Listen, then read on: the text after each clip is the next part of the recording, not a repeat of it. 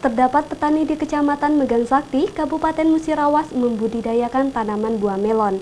Tanaman melon yang ditanaminya tumbuh subur dan menghasilkan, dan mampu meraup keuntungan hingga jutaan rupiah.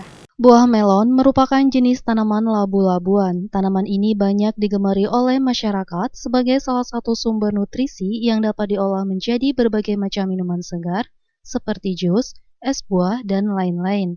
Terdapat petani melon di Kecamatan Megang Sakti 5, Kabupaten Musirawas, membudidayakan tanaman buah melon. Tanaman melon yang ditanaminya tumbuh subur dan menghasilkan buah melon ini. Budidaya melon ini telah ditekuni selama 2 musim tanam.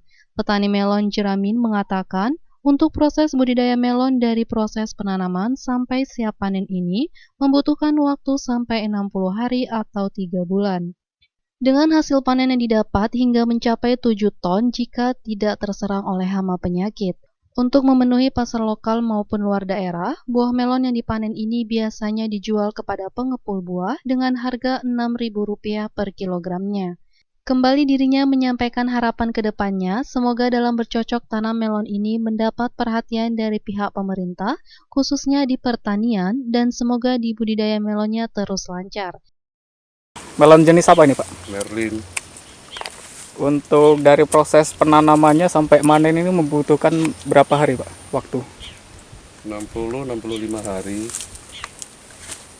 Untuk masa panen ini, Pak, berapa kali panen kira-kira, Pak?